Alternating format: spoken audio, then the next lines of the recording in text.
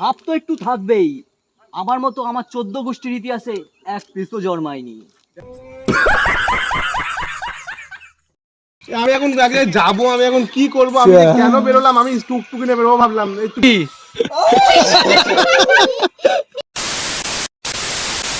আজকে আমি সকাল সকাল রেডি হয়ে বন্ধুর ল্যাপটপ নিয়ে আমার নিত্যদিনের সঙ্গী নিয়ে বাইরে বেরিয়ে দেখি আমার বিড়াল পুলু চলে এসে, তাই তাকে একটু আদর করে আমি বেরিয়ে পড়লাম।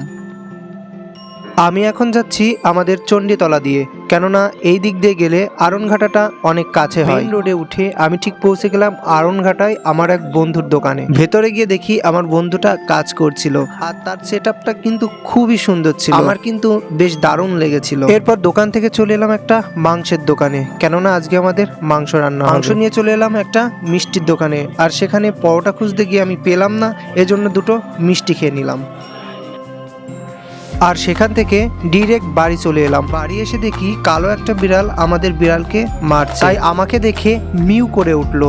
পরে দেখি যে একটা বিড়াল একটা পাখিকে ধরেছে, হয়তোবা এই পাখিটা ভাগাভাগি নিয়েই তাদের ভিতর গন্ডগোল বেঁধে গেছে। এরপরে বিকেলে আমি চলে এলাম পাকা রাস্তায়। এরপরে জয়দেব আসলো আর আমরা চলে গেলাম বীরনগরের দিকে। বিভূতি পার্কের পাশে আমরা কিন্তু ওয়েট করতে লাগলাম, কেননা আমাদের দুটো বন্ধু আসবে। প্রায় 15 মিনিট অপেক্ষা করার পর বন্ধু দুটো কিন্তু চলে এলো। পরে সেখান থেকে চলে এলাম মিষ্টির দোকানে, কেননা আমরা একটু মিষ্টি কিনবো। এরপর মিষ্টি কিনে আমরা কিন্তু যেতে লাগলাম।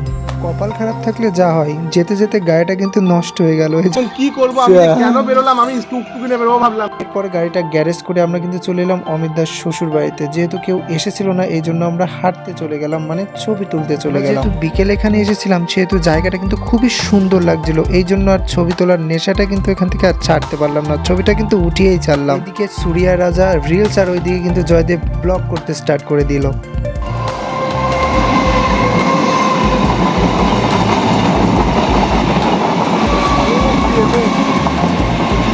ট্রেনটা চলে গেল, আর এইদিকে আমি শাহরুখ খানের পোজ দেওয়ার চেষ্টা করছিলাম, কিন্তু কোনোভাবেই হচ্ছিল না। পরে সেখান থেকে চলে এলাম অমিত দাস শ্বশুর বাড়ি। এসে দেখি যে আবির দাও চলে এসছে পাশে, এদিকে ভিডিও রিলস সবকিছুই কিন্তু হচ্ছে একসাথে, কিন্তু সবাই চলে এসছে। দেখাই যায় না এখন, আমি তো এখন সেই কুয়োর ব্যাগ হয়ে গেছি। অনেকটা সময় ধরে কিন্তু রিলস ভিডিও যে যেমন ভাবে পারে ঠিক তেমন ভাবে কিন্তু ভিডিও করতে লাগলো। বেশ এনজয় একটা মোমেন্ট ছিল সেই টাইমে। এরপরে চা এলো আর আমরা কিন্তু চা খেয়ে নিলাম। এরপরে ঘরে গিয়ে কিন্তু আমরা অনেকটা এনজয় করে নিলাম। কি করবা গাইস, আমি জানি তুমি কেমন সত্যি। ফাটিয়ে দেবে মাথায় ফেটে যাবে, মাথায় ফেটে যাবে। তাড়াতাড়ি সব চিন্তায় পড়ে গেছি। ব্যাট এটা ব্যাট।